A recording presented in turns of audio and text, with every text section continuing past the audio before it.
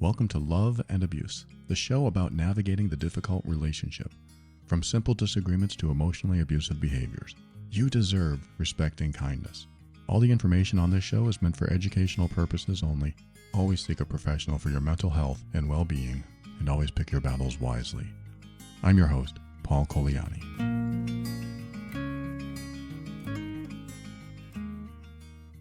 Welcome to another episode of Love and Abuse. If this is your first time, so glad that you tuned in. I hope this is helpful for you. And if you are a longtime listener, I think that you'll find today's episode probably something familiar, something that you've heard before. This person wrote a review, actually, and they asked a question in their review, which I was surprised that I found. I don't always get the questions that people leave in reviews, but I saw this one, and they wrote, I have a question. Could you explain the reasons with people that are narcissistic and emotionally abusive, why the other person changing themselves doesn't make or encourage the abusing narcissistic spouse to want to change? There doesn't seem to be too many people talking about this, and I've been there and I've done it. I've tried it all, and my spouse continues to be emotionally lazy, toxic, passing the blame, making excuses, continuing to drain me emotionally, and frankly be turned off by me completely unless he was treated with utter grace, no matter how awful he acted and no matter how awful he treated me. And I wasn't allowed to get upset because it triggered him. Basically, I couldn't be any sort of normal, in my opinion. Thank you for sharing that. And yeah, that's like a terrible situation because you are absolutely supplying him with something. You know, we've heard about narcissistic supply. Narcissists and a lot of emotionally abusive people need a supply, something that feeds their energy, feeds their ego, feeds their perception of what it takes to be happy and fulfilled. And their perception is to drain it out of someone else. And as long as you're there, you are that supply. It really doesn't matter how you change. And this is basically my answer. It really doesn't matter how much you change to many of these people, many emotionally abusive people, narcissists, and especially sociopaths and psychopaths. They don't care if you change. All they're looking for is that supply. They're looking for you to supply them with what they need to feel better in themselves, or to not feel bad, or because their ego is so deflated or they're feeling so insecure that they require an immense amount of that supply. And that could be you, like this person said, doting on them, admiring them, filling them full of utter grace, no matter what, is what this person wrote. And no matter how much you give, it's never enough. And that's one thing I've learned after many, many years of doing this, is that when they're not satisfied with even small amounts of kindness and respect or grace, or even filling their ego in small amounts. If they're not satisfied with small amounts, they will not be satisfied with large amounts. If you open the door for them, they won't acknowledge it and they won't care. So I wouldn't expect, if they don't care about the small things, they're not going to care about the large things, the big things, the bigger effort. If you make a small effort and it's not acknowledged and it doesn't seem to be reciprocated, don't bother with the bigger stuff. I'm not saying that you should do this or shouldn't do this. I'm saying that don't look for acknowledgement or gratitude when the small stuff is not acknowledged or appreciated. If you're looking for gratitude or any type of acknowledgement, even if the small stuff isn't acknowledged or appreciated, then it is a colossal waste of time. I'm sorry, I have to be blunt there. It is a colossal waste of time. If they're not fulfilled in some way with the small stuff, which, you know, a lot of romantic relationships, at least, when you do small things for each other, it is appreciated. If I woke up and my fiance was cooking me breakfast, then that would be something that I would acknowledge, appreciate, and feels so good inside of me that I would want to do that for her. And I do. We do these things for each other because we appreciate each other. Those small gifts of appreciation, those should be acknowledged before anything bigger comes along. If you have to try harder and change for someone else and continue trying to change and adapt and trying to show someone else that you are worthy of love and respect and attention, and they still don't get it, they still don't see it, they won't. In my experience, they do not see it. They're just either blind to it or don't care.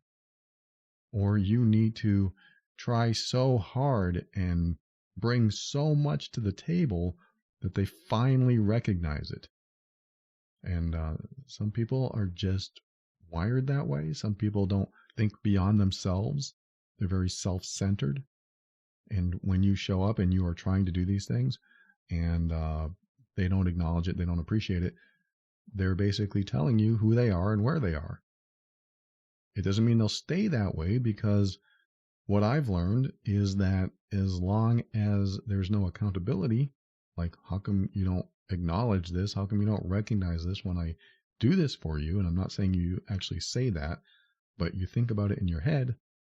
Like, why aren't they acknowledging this? Why don't they appreciate it? Why don't they reciprocate? Why do I feel like I'm completely alone in this relationship? Or in this person's case, why is this, my partner, so lazy and toxic and passing the blame and making excuses? I'm doing everything I can and they're doing nothing, and they're making it harder on me. And the nicer I get, it seems the worse they are, or if not the worse they are, then they don't change at all. Well, this person asked, why aren't they changing? I'm making changes. I'm doing everything I can, but they're not making changes. Why? Like I said, if you've listened for a while, you know the answer. And if you forget the answer, I'm going to remind you. If you're still there, you are still their supply. If you are in the same room, in the same house, and you don't leave, they're going to say, well, I can't be that bad. That's why you're still here. My behaviors cannot be that bad. Otherwise, you would have left. And because you haven't, that's why I'm still the same. There's no reason to change. I'm getting my supply. It is a subtle form of enabling. And I don't use that, and I won't say that necessarily because that sounds like victim blaming. It's not it at all. What ends up happening is if we give somebody what they're hungry for, and we continue giving that person what they're hungry for, they will always seek that same behavior, those same words. And as long as you keep feeding them what they want, then they will continue doing what they want. And that is a very, again, self-centered thing for someone to do. You'd think that someone who cared about you would look at you with loving eyes and say, thank you so much for doing that. That was very nice. I'm so happy. This is wonderful. And those small things are what make the difference in many relationships. The small things matter. The small things show the other person that you care. Hey, I did this little thing for you. Don't even say it. I just did this little thing for you. You did? Thank you so much. That's a healthy relationship response. Thank you so much for doing that. That's very kind of you. And I know relationships can go on for decades, and 20 years into a relationship, somebody might not say these gratitude statements. They may not say, oh, thank you so much. That's so nice of you. They may just be used to it because they give to each other all the time. So it's not something that you have to acknowledge over and over again. But I'm not talking about relationships where it feels good to be around each other and you are grateful for the little things that you do for each other. I'm talking about relationships where one person doesn't seem to be grateful at all. And no matter what you do or how hard you try, they don't really lift a finger to reciprocate or try to make you happy or feed you in any way. Because you're hungry too, especially in emotionally abusive relationships. The victim in an emotionally abusive relationship is hungry. They want love. They want connection. They want real communication.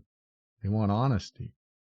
They want to feel like somebody is there with them, experiencing this relationship with them, not as a separate entity where they can do anything they want regardless of their partner's feelings or the other person's feelings. They want somebody that they can experience life with. I'm talking mainly about romantic relationships, but this is for any relationship. When you are with someone as a friend, as a family member, or in a romantic relationship, you want to know that the time you're spending together is balanced with a give and take. It's like, I'm going to give to you and you give to me. And it's not something you have to discuss. It's not something you have to think about. It's just something that happens naturally because you care about each other. I care about you and I'm going to do this for you. You don't say that, you just do it. I care about my partner, so I'm going to wash the dishes because she loves a clean kitchen. I do it because I care about her and I don't expect anything in return. And then she does something for me. She made that phone call I don't want to make. That works for me. She does all this stuff with my taxes. That works for me. I'll do the dishes every single day, as long as you can take care of that stuff too, because there's a balance. We found a nice balance, and that's what a relationship is. It's a nice balance. But when the ship is sinking on one end and the other end is trying to take the water out, the person on the other end has got the bucket and trying to take all the water out with this little bucket, it just seems like it's always sinking on that end and you can't get it right. And when it doesn't feel right and when it doesn't look right, it isn't right. It's not balanced. And the balance is what keeps a relationship going. It keeps it growing. It keeps it strengthening. The bond feels like it's solid. And when you're in a relationship where both want the other person to feel good and be happy, that's when you have something special. In this person's case, they asked, I've made all these changes. Why hasn't it changed them? Why don't they feel the incentive to change?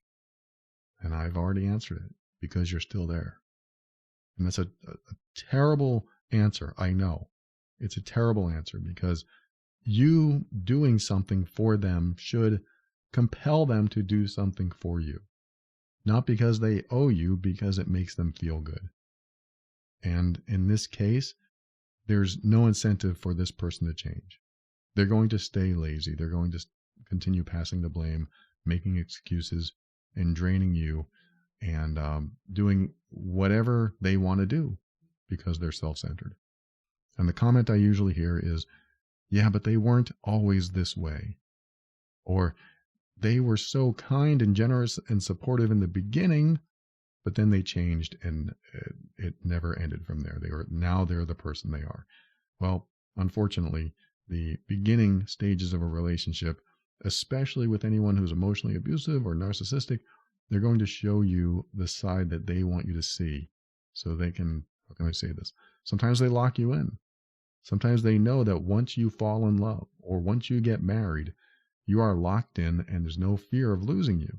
And now they can act more naturally, their natural selves. And if their natural self is selfish, then they will do things that solely benefit them, regardless of how you feel about it.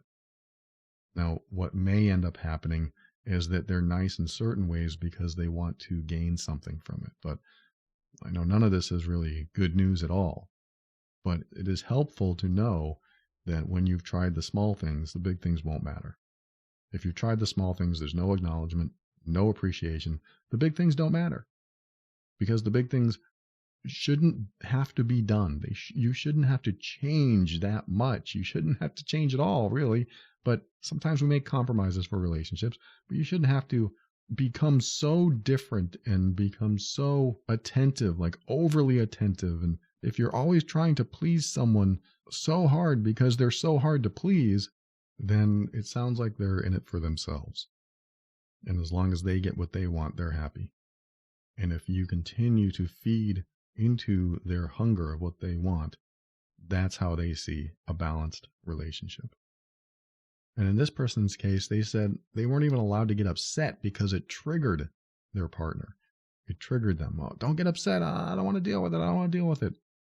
That is another way to get what he wants. They said their partner gets triggered when that person gets upset.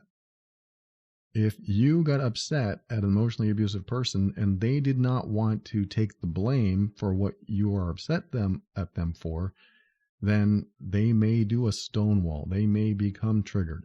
They may, triggered in the sense of, oh, I don't want to talk about this. It's too painful. Or, you always get angry, so I don't want to talk to you about it. They might have some excuse not to talk about it. And that kind of deflection to take the focus off of them and onto something else, like, oh, it's too upsetting for me, so let's not focus on that. Let's not focus on me. Let's focus on the next thing in our life, or let's focus on this other thing, because I don't want to talk about that. Because if we talk about it, you're going to find that I am to blame, and I don't want to be to blame. So I'm going to deflect this conversation and make sure we never talk about it. That's an excuse. Being triggered is an excuse. Some people do get triggered. Yes, I get triggered. I get triggered when we talk about something upsetting, but I still talk about it. I don't walk away. I don't say, no, we're not going to talk about this. I can't stand it. I don't do that. We have the conversation. We will have a very difficult conversation sometimes because it needs to be discussed. But if it's never discussed, where does it go? It goes into a holding pattern. Like everything that's been unresolved stays unresolved and sits in this holding pattern inside of you and inside of them because it's not resolved.